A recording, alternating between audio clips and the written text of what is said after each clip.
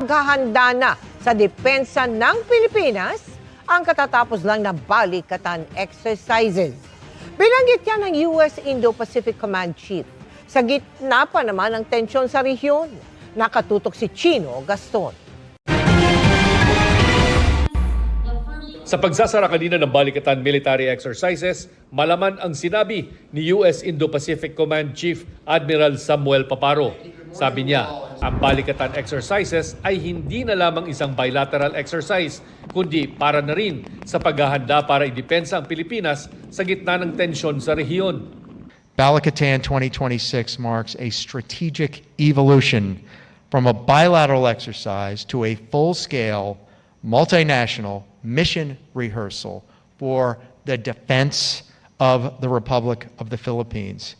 That we're living in a tense, in a dangerous environment with active coercion ongoing, and the Philippines, certainly Philippine fisherfolk, Philippine Coast Guard experience it every day. Not to speak for you, but these are direct threats to the sovereignty, the prosperity, freedom of the Republic of the Philippines. Sa isinagawang Balikatan 2026, nakita ang pagpapakawala sa unang pagkakataon sa bansa ng Tomahawk cruise missile gamit ang Typhoon system ng US military sa Leyte.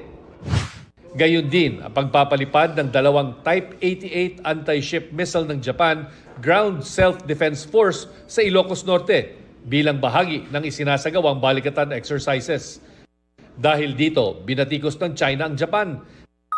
Sinabi ng tagapagsalita ng Chinese Foreign Ministry na tila nakalimutan na ng Japan ang mga pinagagawa nito noong World War II at nagpapadala pa ngayon ng mga sundalo at offensive missiles sa ibang bansa sa kunwari security cooperation.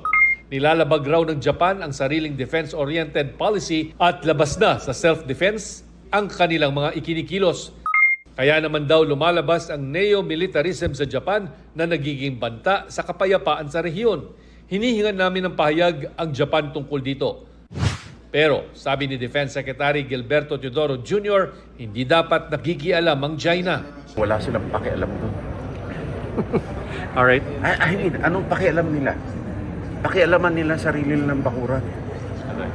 Pakialam sa nila ng pakialam yung kanilang sariling bakuran, lalo na yung panunupil sa kanilang mga kababayan, hindi nila tinitigilan. Ito, distraction din sa mga kababayan nila, sa mga problema nila.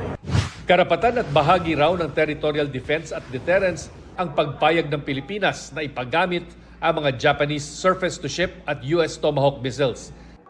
Ayon sa Armed Forces of the Philippines, asahan na lalong lalawak pa ang susunod na balikatan exercises sa pangunguna ng Squad Nations na kinabibilangan ng Pilipinas, US, Australia at Japan. We'll be meeting as the squad so that we will discuss amongst ourselves how we will move forward in expanding the Balikatan exercise that will not just be focused or just look